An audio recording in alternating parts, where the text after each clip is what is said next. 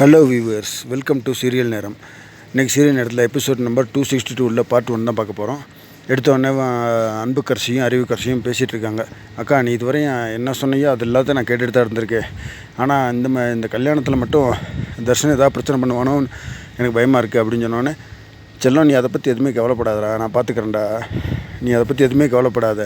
இவங்க பெரிய இதே போயிடுச்சு. இது என்ன செல்வண்டுங்க, இந்த சிறுசுகள்லாம் கால் தூசி எனக்கு சமம், இதெல்லாம் நசுக்கி போட்டுருவேன். நீ கவலையப்படாத. நீ அதெல்லாம் எதுவுமே மனசில் வச்சுக்கிறாமல் கல்யாணத்துக்கான ஏற்பாடை பற்றி நீ கவனிச்சிட்டே இரு. கல்யாணம் முடிகிற வரையும் தான், உன் கழுத்தில் தாலி ஏறுற வரையும் தான் இவங்க பேச்சை நான் கேட்டுட்டு இருப்பேன். அதுக்கப்புறம் என் பேச்சத்தை இவங்க எல்லாம் கேட்கணும். இவங்கெல்லாம் கால் தூசிக்கு சமம். அதனால் நீ எதுவும் கவலைப்படாத. நீ எனக்கு தங்கச்சி மட்டும் இல்லைடா, நீ எனக்கு என் மக மாதிரிடா. அதனால் நீ எதுவுமே கவலைப்படாமல் கல்யாணத்துக்கான ஏற்பாடு மட்டும் நீ கவனமாக பண்ணிக்கிட்டே இரு, சரியா?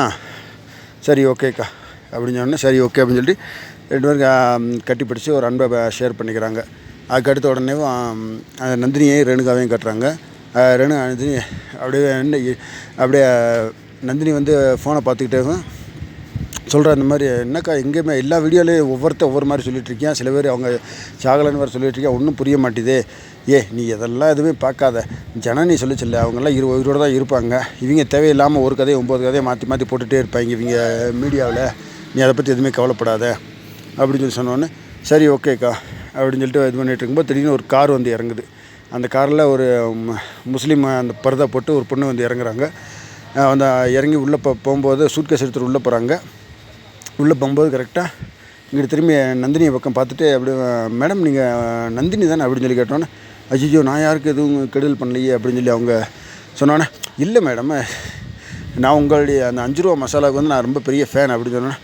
ஓ சரி ரொம்ப தேங்க்ஸுங்க அப்படின்னா, என்னை விட எங்கள் அம்மா தான் உங்களுக்கு உங்கள் 5 ரூபா மசாலாவுக்கு ரொம்ப ஃபேன். அதுவும் இல்லாமல் நீங்கள் பண்ணுற அந்த மட்டன் குழம்பு மசாலா ரொம்ப சூப்பர் அப்படின்னு சொன்னேன். ரொம்ப தேங்க்ஸுங்க அப்படின்னு சொன்னேன். ஏன் மேடம் இப்போ பிஸ்னஸ் நிப்பாட்டிட்டீங்க அப்படின்னு சொல்லி கேட்டோடனே, இல்லை மேடம் கொஞ்சம் சூழ்நிலைகள் சரியில்லை அப்படின்னு. என்னாச்சு மேடம் சொல்லி கேட்டோடனே, இந்த மாதிரின்னு சொல்லி சுச்சுவேஷன் சொல்லும்போது, இந்த மாதிரி எங்கள் அக்கா பையன் தான் கல்யாணம், எங்கள் அக்கா உடம்பு சரியில்லாமல் ஆஸ்பத்திரியில் இருக்காங்க, இவங்க எல்லாம் சேர்ந்து தான் அந்த உடம்பு சரியில்லாமல் ஆக்கி விட்டது.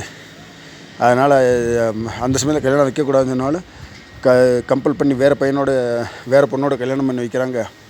அந்த பையனுக்கு அது பிடிக்கல. அதான் இப்படியாவது நாங்கள் அவனை வெளியில் கொண்டாடலாம் பார்த்தா எங்களை வெளியில் துரத்திட்டாங்க, உள்ளே போகிறக்கு வழி இல்லாமல் இருக்குது அப்படின்னு சொன்னோடனே, இவங்க உடனே அதை ஃபீல் பண்ணி, சரி ஓகே மேடம், நான் வேணா உங்களை உள்ளே கூட்டு போகிறேன், நான் வேணா பொண்ணுக்கு மேக்கப் போட்டு விட்றேன், நீங்கள் பையனுக்கு மேக்கப் போட்டு விட்ற மாதிரி அவனை பேசி நைஸாக வெளில கூட்டு வந்துடுறீங்க அப்படின்னு சொன்னோடனே, சரி ஓகே மேடம் அப்படின்னு சொல்லி, அப்படின்னா எப்படி போகிறது அப்படின்னு சொன்னோன்னா, நான் என்னுடைய அசிஸ்டண்ட்டு சொல்லி உங்களை உள்ளே கூட்டிகிட்டு போகிறேன், என்னுடைய அசிஸ்டண்ட்டுன்னு சொல்லி உள்ளே கூட்டிகிட்டு போகிறேன், இப்படி போக முடியாது அப்படின்னா, அந்த பர்தாவை நீங்கள் போட்டுக்கோங்க, நான் நார்மல் ஃபார்மல் ட்ரெஸ்ஸில் இருந்துக்கிறேன் அப்படின்னு சொன்னோன்னே, சரி ஓகே அப்படின்னு சொல்லிட்டு பர்தாவை அவங்களுக்கு மாற்றிட்டு அப்படியே உள்ளே போகிறாங்க. உள்ளே போனவன் அறிவுக்கரசி பார்த்து, ஹாய் மேம் அப்படின்னு சொன்னேன். ஹாய் ஷெரின், வந்துட்டிங்களா? ஓகே, இது யார் அப்படின்னா, இது என்னுடைய அசிஸ்டண்ட் மேடம், அப்படியே மேக்கப் போடுறதுக்காக அப்படின்னு சொன்னோன்னே, ஓ சரி ஓகே. அப்போ தான் காமெடி பீஸ் கரியாளம் கேட்குறாப்புல, என்ன இது எப்போயும் இது பொண்ணு கேஸ் மட்டும்தானே, இல்லை மாப்பிள்ளைக்கு சேர்த்து மேக்கப் போடுவாங்களா அப்படின்னு சொல்லி கேட்டோடனே, இல்லை மாப்பிள்ளைக்கு சேர்த்து மேக்கப் போடுவாங்க அப்படின்னு சொன்னோடனே, அதுக்கு தான் அசிஸ்டண்ட்டு கூப்பிட்டு வந்திருக்கேன் அப்படின்னு. சரி ஓகே சரி பார்த்து போட்டு விடுங்க அப்படின்னு சொல்லி சொல்கிறாங்க. அடுத்து இருந்தாலும் சரி அந்த மேலே ரூமுக்கு கூப்பிட்டு போங்க அப்படின்னு சொன்னோன்னே, இவங்களுக்கு தமிழ் தெரியாது அப்படின்னு கேட்டோன்னே, தமிழில் அவங்களுக்கு பரவாயில்லாம தெரியும், பட் இருந்தாலும் பேசிக்கிற மாட்டாங்க, உருது தான் அவங்களுக்கு மேக்ஸிமம் தெரியும் அப்படின்னு சொன்னோன்னே, சரி ஓகே சரி மேலே கூப்பிட்டு போங்கப்பா அப்படின்னு சொல்லி கூப்பிட்டு போகிறாங்க. அப்போ கரிகாலன் சொல்கிறேன், எனக்கு என்னமோ இந்த நடையை பார்த்து எங்கேயோ சந்தேகமாக இருக்குது அப்படின்னு சொன்னேன். என்னடா சந்தேகம் அப்படின்னு சொன்னேன்.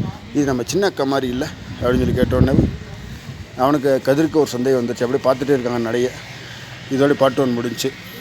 இன்னும் அடுத்து பார்ட் 2 என்ன நடந்துச்சுன்றதை தெளிவாக சொல்லிடுறேன்.